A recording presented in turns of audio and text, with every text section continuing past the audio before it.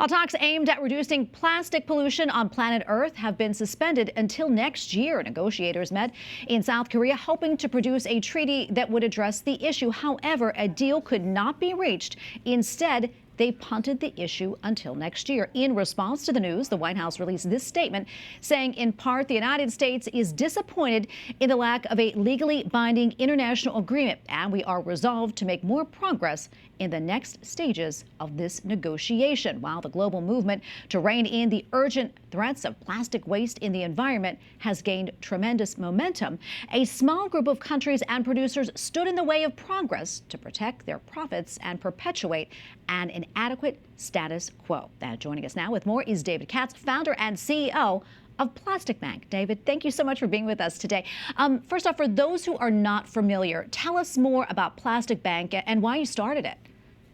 Well, Plastic Bank is a root solution to the degradation that we're seeing occurring in the ocean, the degradation occurring from discarded plastic, recognizing that most plastic is entering the ocean from areas of poverty, over 80%. We treat plastic as money that allows the populations to pay for everything from school tuition to medical insurance and gain zero interest loans using what others would have discarded or viewed as waste.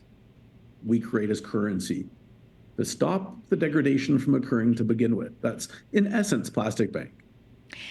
And give us an idea, really, of how big of an issue plastic waste is in the world and the overall impact on the environment.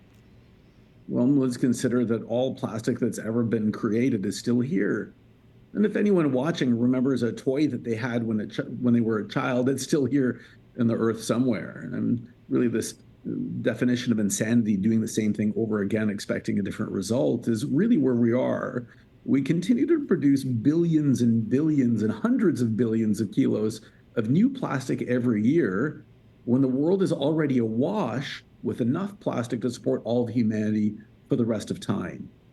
And we wonder why we're having so much problem. Yeah, and David, I want to turn back now to the meetings that we were talking about. What exactly were the negotiators? What were they trying to accomplish here?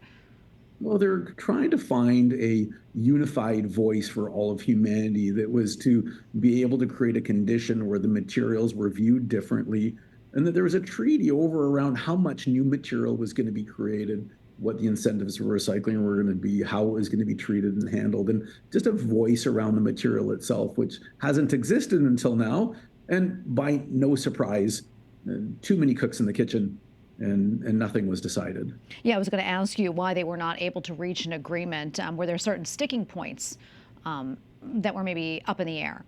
Oil-producing nations certainly are concerned about the limit of new plastic production. They're concerned about their population, their people, and creating an economic opportunity by extracting material from the ground and then turning that into plastic. Now, they certainly did not want to have a limit on how much plastic was being produced. But I, as who I am in this space, can say that the one thing that will actually help change this situation we're in is by reducing the amount of new plastic we make, creating a condition for more recycling to occur.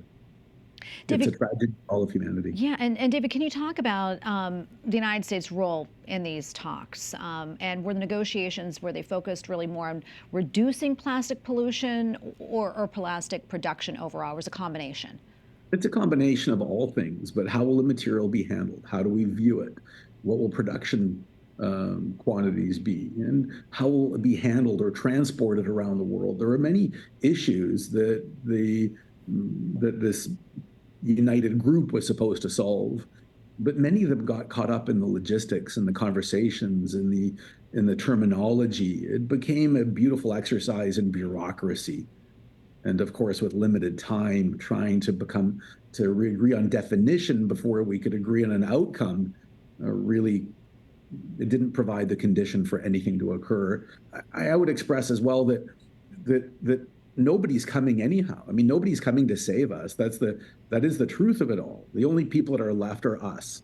And we can be with what occurred and what didn't occur, but we also have to remember that we have power as an individual. And that anyone that is watching, anyone that is concerned, when you buy something, you vote for it. And so when you're buying something with virgin plastic production, that's what's going to continue occurring.